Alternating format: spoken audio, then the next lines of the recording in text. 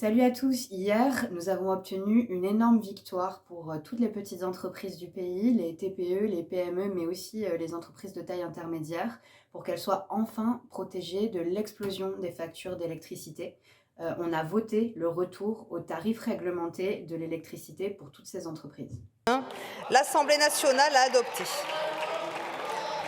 Ça fait des mois que les petites entreprises de ce pays alertent sur tous les tons sur la situation qu'elles vivent, qu'elles traversent, qui est de plus en plus difficile. Les factures explosent, explosent littéralement, elles augmentent de 300%, de 500%, de 1000%. On a même entendu parler d'une augmentation à 1700% pour un boulanger. Voilà, on parle de gens notamment dans l'artisanat, dans les boulangeries, de gens qui font 80 heures par semaine et qui ne peuvent plus se payer, certains depuis des mois, qui n'ont plus que quelques mois à vivre, voire quelques semaines. Et certains nous ont même parlé de suicide en fait. Et il y a même un numéro vert qui a été mis en place. Moins 3420,76 sur mon compte professionnel. Je viens de verser tous les salaires, mon crédit est passé, mon loyer est passé, mes gaz sont payés. Et encore, je n'ai pas encore compté l'URSSAF, la mutuelle, tout ce qui va se déduire. C'est pas encore fini. Et là, je suis obligé de tomber en vacances parce que je suis épuisé. Je suis à 80 heures par semaine. Pendant qu'il y en a des gens qui vont se suicider parce qu'ils sont au bord de la faillite. Vous l'avez vu dans les médias, c'est vrai que l'attention médiatique s'est surtout concentrée sur les boulangers, et à raison, parce que les boulangers sont vraiment en très grande crise et plus de 85% d'entre elles ne touchent pas les aides nouvelles de l'État.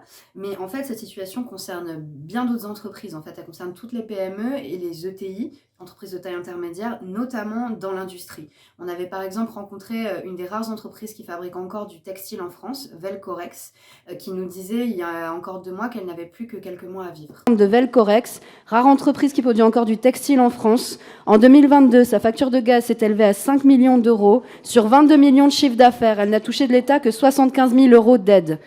D'accord ? Pour 2023, on lui propose un contrat d'électricité cette fois à 1 200 euros le mégawattheure. L'État ne prendra en charge que 12% de sa facture. Velcorex n'est pas un cas isolé, elle n'a plus que quelques mois à vivre. Je croyais que vous vouliez relocaliser l'industrie en France, il va falloir agir. Des milliers d'entreprises sont aujourd'hui en danger. Il y a déjà 800 boulangeries qui ont fermé en janvier, d'après nos informations. Des dizaines de milliers d'emplois, de fait, sont donc en jeu. Cette inflation s'est contaminée aussi aux matières premières, notamment dans l'alimentation. C'est-à-dire qu'on rencontrait dès septembre des coopératives qui fabriquent des œufs, du lait, qui nous disaient que depuis un an, elles avaient tellement de chaînes de froid, vous savez, pour conserver les produits avec les normes d'hygiène, que ça avait tellement augmenté le coût de l'électricité qu'elles étaient obligées de répercuter ce prix-là sur les matières premières, et par exemple que le kilo de beurre allait doubler. Et ça, du coup, on retrouve ça en cascade, donc chez les boulangeries qui non seulement ont des factures d'électricité qui explosent, mais aussi du beurre qui est beaucoup plus cher qu'avant, de la farine qui est beaucoup plus chère qu'avant. Mais ça se retrouve évidemment pour vous aussi au supermarché, en fait, où vous voyez que en 2023, l'inflation n'a pas du tout baissé, et que en fait, c'est dans les supermarchés que les prix sont les plus élevés, jusqu'à 30% pour certains produits. Donc tout ça, c'est parce qu'on n'a pas réglé le problème à la racine de l'inflation énergétique, notamment pour les entreprises. Parce qu'en gros, ce qui se passe, c'est que depuis un an, le gouvernement fait semblant de prendre ce sujet à cœur, mais en fait, ils ont fait que proposer des empilements d'aides insuffisantes et très complexes, parce qu'en fait, ils ne voulaient pas dépenser beaucoup d'argent, ni contraindre les grandes entreprises qui fournissent de l'énergie, dont Total Energy ou Engie, à supporter, elles, le coût d'un blocage des prix de l'électricité. Pour vous donner une idée de l'insuffisance des aides, en fait, l'amortisseur électricité pour les PME, petites et moyennes entreprises, ça couvre entre 10 et 20% de la facture en fonction. Donc c'est vraiment pas assez quand votre facture elle augmente de 1000% par exemple. C'était le cas de Velcorex. C'est aussi le cas pour les TPE. Vous avez vu qu'ils ont en urgence en janvier, après la crise des boulangeries, annoncé des nouvelles aides à 280 euros le mégawattheure bloqué. Il faut que vous compreniez que 280 euros le mégawattheure, c'est déjà énorme par rapport au coût réel auquel on produit l'électricité en France, qui est lissé sur 3 ans de 70 euros le mégawattheure. Donc on est sur 4 fois plus que le coût réel de production pour des petits artisans qui en général payaient leur électricité beaucoup moins cher. Donc même ce blocage-là ne les aide pas beaucoup. Et c'est pour ça que malgré les annonces du gouvernement, en fait, les boulangers ont continué de manifester et ça ne les aidera pas et certains vont faire faillite. Nous préférons financer des mesures qui sont utiles à nos entrepreneurs et à nos artisans. Et ils savent pertinemment que le gouvernement est de leur côté quand on plafonne à 280 euros par mégawattheure. les nouveaux contrats. Hier à l'Assemblée, les députés macronistes ont continué de nier que les aides étaient insuffisantes. Ils ont aussi dit que notre mesure de retour aux tarifs réglementés coûterait 18 milliards à l'État, ce qui n'est pas chiffré.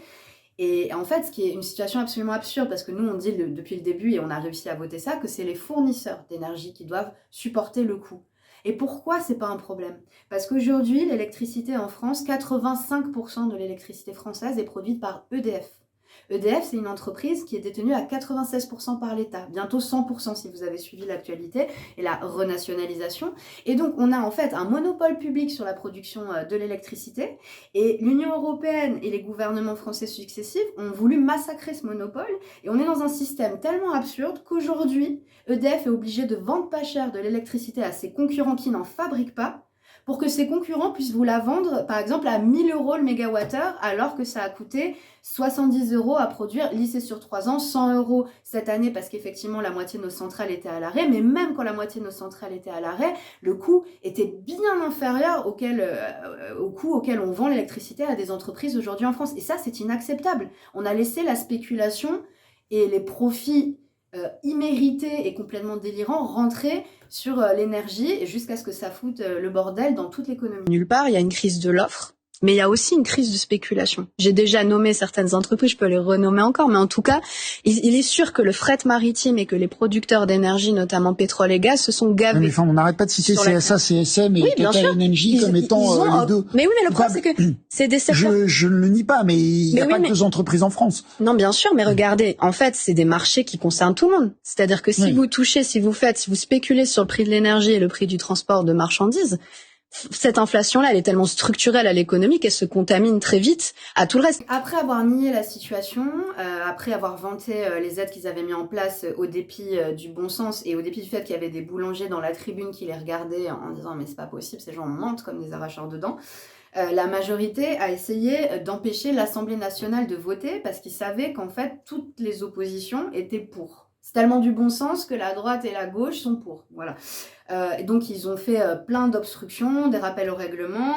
Jean-René Cazeneuve, le rapporteur général du budget de l'État, qui est par ailleurs l'ancien DG d'Apple France, enfin, il l'a été dans sa carrière, donc pour défendre les PME, ça se pose là, a été particulièrement zélé pour essayer de nous empêcher de voter. Second rappel au règlement, allez-y à nouveau, s'il vous plaît.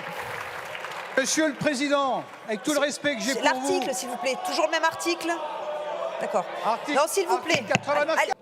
Merci, Madame la Présidente. C'est un rappel au règlement au titre de l'article 89.4 de notre règlement. Comme ils ont vu qu'ils y arriveraient probablement pas, et peut-être parce qu'en fait, ils n'assumaient pas vraiment de voter contre et de retourner dans leur circonscription et de devoir rendre des comptes à toutes les entreprises qu'ils enfonçaient un peu plus dans la crise, ils ont tout simplement quitté l'hémicycle. La majorité vient de quitter cet hémicycle. Je ne serai pas plus longue, je ne voudrais pas gâcher ce moment. Nous devons passer au vote. Ces gens attendent des réponses. Ces gens qui travaillent 80 heures semaine sans pouvoir se payer depuis des mois, qui nous parlent de suicide. Ils nous parlent de suicide. Et vous répondez dans le silence, monsieur le ministre, c'est une honte. Nous allons voter pour le retour de la justice, car rien ne justifie cette crise et nous devons les aider dès aujourd'hui. Merci beaucoup. Une victoire d'étape. La bataille n'est pas finie, il faut bien avoir ça en tête. Nous, on est super heureux de pouvoir redonner un peu d'espoir à toutes les petites entreprises qui sont venues nous voir. Mais pour que ce soit définitivement acté, il faut que le Sénat vote aussi cette proposition de loi. Donc maintenant, la balle est dans le camp du Sénat. Les majorités au Sénat sont, c'est les Républicains et puis le Parti Socialiste, deux partis qui ont voté pour la proposition à l'Assemblée.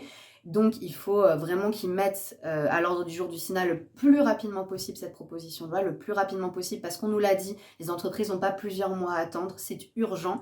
Et donc on en appelle à la mobilisation de toutes les PME, de toutes les ETI, de tous les artisans commerçants, pour effectivement écrire à vos sénateurs, les interpeller, leur dire à quel point ça compte pour vous ce qui est en train de se passer, à quel point vous avez retrouvé de l'espoir, mais à quel point il faut vraiment que ça aille vite.